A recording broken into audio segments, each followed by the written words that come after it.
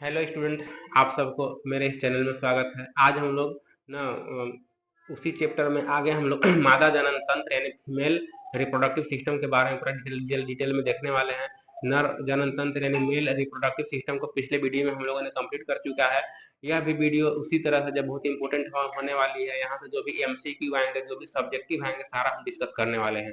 तो देर न करते हुए हम लोग वीडियो शुरू करते हैं। देखिए, ये जो आप देख पा रहे हैं हमारा ह्यूमन रिप्रोडक्शन का जो टॉपिक है फीमेल रिप्रोडक्टिव सिस्टम मादा जनन तंत्र। इसमें देखिए यहाँ से जो है ना लॉन्ग क्वेश्चन, अगर आप बोर्ड का एग्जाम देना है अभी आपको, यहाँ से 5 मार्क्स का क्वेश्चन आता है। क्वेश्चन रहता है कि फीमेल रिप्रोडक्टिव सिस्टम का चित्र के साथ, नामांकित चित्र के साथ वर्णन करें। तो ये तो फिगर आपके लिए बहुत इंपॉर्टेंट होने वाला है। इस फिगर को हम लोग देखें, ये फिगर हम लोग को सामने दिख रहा है। तो इस फिगर में यहाँ पर देखिए एक जोड़ा अंडाशय है यानी ओवरी है। यह जो है फीमेल रिप्रोडक्टिव सिस्टम का प्राइमरी सेक्स ऑर्गन है।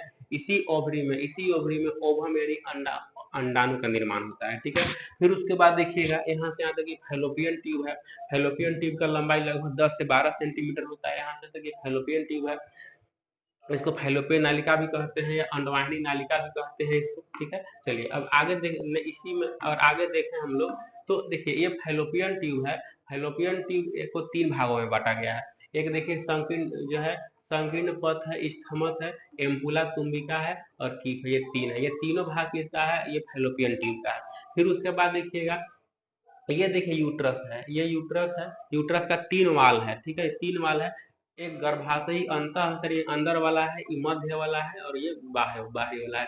गर्भाशयी अंतःस्तर जो होता है ना, ये जो है मासिक चक्र के दौरान जो है प्रत्येक माह, क्वेश्चन यहाँ से एमसीक्यू पूछता है कि ये जो है यूट्रस का गर्भाशय कौन सा वाल जो है मासिक चक्र के प्रत्येक माह बनता है, प्रत्येक माह टूटता है। तो याद रख लीजिएगा, ये जो गर्भाशय अंतःस्तर है, ये वाला जो लेयर है यहाँ पर, ये वाला जो है ना, ये मासिक चक्र मेंस्ट्रुअल साइकिल के दौरान जो है प्रत्येक माह बनता है और प्रत्येक माह टूटता है। इसी कारण से जो है मेंस्ट्रुअल जो है पीरियड्स के समय जो है कुछ दिन पहले जो है स्टमक पेन होता है। ठीक है, चलिए फिर उसके बाद अगला हम लोग का है ये यहाँ पर ये गर्भाशय गिरी हुआ है। ये जो है सारा सिस्टम हम लोग का है। जो भी डिस्क्रिप्शन है यहाँ से आप 5 नंबर का क्वेश्चन कंप्लीट कर सकते हैं। ठीक है, इतना ज्यादा कुछ नहीं लिखना है, बस मेन फिगर होता है। इस तरह के क्वेश्चन में अगर आप फिगर बना देते हैं, फिगर बना करके शॉर्ट में कुछ कुछ पॉइंट्स लिख देते हैं, तो 5 में 5 नंबर आपको कोई नहीं रोक पाएगा। ठीक है, चलिए यहाँ से आप ये सब कर सकते हैं। वही चीज जो हमने ही बताया ना, फैलोपियन ट्यूब का पार्ट सारा कुछ वही यहाँ पे दिखाया गया है, वही जो है यूट्रस को दिखाया है। ठीक है, चलिए यहाँ से आप कर सकते हैं। फिर उसके बाद अगला हम लोग का है इम्पोर्टेंट, देखिए ओवरी, अंडाशय। यह भी इंपॉर्टेंट क्वेश्चन है। यहाँ से समझिए कि जैसे अंगूर का गुच्छा है ना, उसी तरह से प्रश्नों का गुच्छा है ये। यहाँ पर देखिएगा कि एमसीक्यू तो पूछता है, सब्जेक्टिव ही पूछता है। देखिए ये ओवरी है हम लोग का। अगर देखिए, अगर हम कहें तो हम शॉर्ट में हम एक तो फिगर आपको हम दे ही रहे हैं, शॉर्ट में देखिएगा। देखिए यहाँ पर इस तरह से जो है हम लोग ये ओवरी है। ठीक है, ये ओवरी, ओवरी का 2 पार्ट होता है। ठीक है, ओवरी का 2 पार्ट है, एक कॉर्टेक्स होता है, एक कॉर्टेक्स है, दूसरा हम लोग का मेडुला है। ठीक है, चलिए ये देखिए यहाँ पर इस भाग का नाम जो है ना कॉर्टेक्स है, इसका नाम जो है मेडुला है। ठीक है, चलिए और इसी में देखिए यहाँ पर हमारा जो है उगोनियम सेल होता है। उगोनियम सेल से ही हमारा ओवम अंडाणु बनना प्रारंभ होता है। ये ग्रो करता है। यहाँ पर प्राइमरी, ये जो है प्राइमरी फॉलिकल बनता है। यहाँ पर ये सेकेंडरी फॉलिकल बनता है। उसके बाद देखिएगा टर्शियरी फॉलिकल बन जाता है। टर्शियरी फॉलिकल बनता है और टर्शियरी फॉलिकल बनने के बाद मेंस्ट्रुअल साइकिल होता है। मेंस्ट्रुअल साइकिल के 14वें दिन जो है ये इसका नाम फिर ग्रेफियन, इस साइड वाला का नाम ग्रेफियन फॉलिकल होता है। और मेंस्ट्रुअल साइकिल के 14th डेज जो है, ये 14 डेज जो है यहाँ से ओवम जो है बाहर निकलता है। मेंस्ट्रुअल साइकिल के 14वें दिन निकलता है। ठीक है, और सुनिए ये जो यहाँ निकलता है उस समय जो है 2 हार्मोन FSH और LH हार्मोन का लेवल काफी हाई होता है।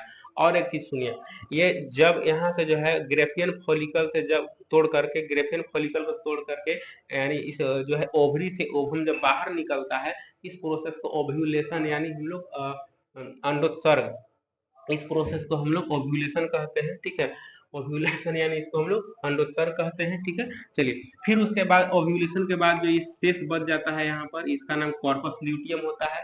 जो प्रोजेस्टेरोन हार्मोन सेक्रेट करता है, यह काफी इंपॉर्टेंट है। अगर हम लोग इसमें देखना चाहें तो यहाँ पर समझ सकते हैं। सारा का सारा जो हम सारा बात बताए, सारा को एक सिस्टमेटिक ढंग से बना करके आपके सामने हमने प्रस्तुत कर दिया है। हमने फुर्सत से इसे बनाया है ताकि आपका टाइम लॉस ना हो। ठीक है, चलिए वही चीज है, ओगोनियम सेल है, प्राथमिक सेकेंडरी टर्शियरी है, यहाँ पर ग्रेफिन फॉलिकल है। और यहाँ यह क्वेश्चन क्या क्या क्वेश्चन पूछता है, क्वेश्चन हम बताते हैं आपको एकदम शॉर्ट में। देखिए क्वेश्चन पूछता है कि ओव्यूलेशन के दौरान जो है कौन सा हार्मोन का लेवल हाई होता है, तो एफएसएचएलएच एक एमसीक्यू। दूसरा एमसीक्यू पूछेगा आपसे कि यहाँ जो है ये ग्रेफियन फॉलिकल जो है ओव्यूलेशन के बाद किस संरचना का निर्माण करता है, तो कॉर्पस ल्यूटियम का निर्माण करता है। नाम बहुत इंपॉर्टेंट है, हिंदी में पित्तपिंड।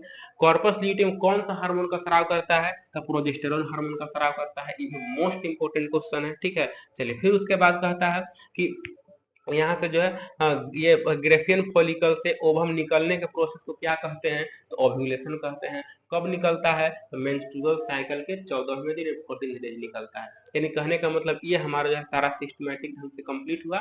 इसमें जो है एमसीक्यू के लिए आप इसको कंप्लीट कर लेंगे और यहाँ सब्जेक्टिव क्वेश्चन भी आता है। ठीक है, चलिए आज के वीडियो में धन्यवाद, फिर मिलते हैं हम लोग अगले वीडियो में।